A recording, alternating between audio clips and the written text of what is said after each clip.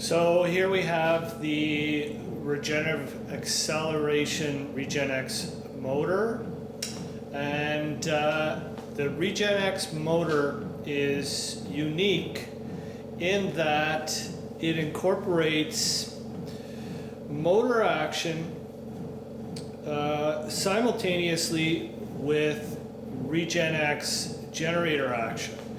And the key aspect of the regenerative acceleration generator coil is that it creates a complementary electromotive torque, and this torque is manifested in the same direction as the original prime mover or motor torque. So the ReGen-X generator, when it is supplying generator power to the battery, it is not decelerating the system. It's creating a complementary electromotive torque, which is going in the same direction as the motor supplied torque.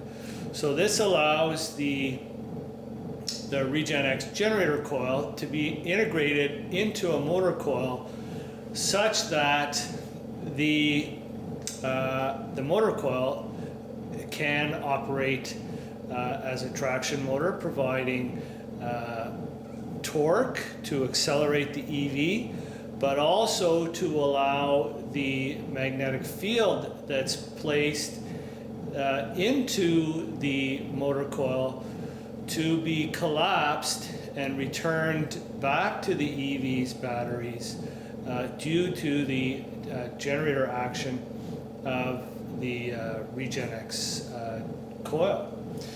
So here we have a ReGen-X motor that has an input current of about 0.5 amps. 0.5 amps. Unfortunately, the rotor that's on this prototype is not quite straight, so the current is not, the input current and the output current are not smooth, nevertheless. So the input current is roughly 0.5 amps, and the output current right now is roughly 0.1 amps.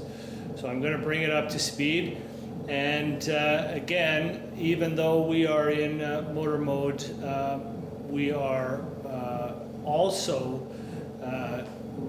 in regenerative acceleration mode.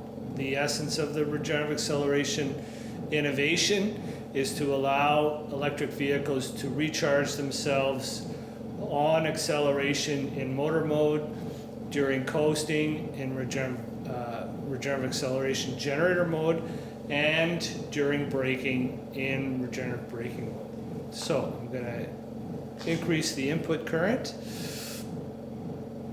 and what we'll see is the output current from the generator that's recharging the batteries is also increasing.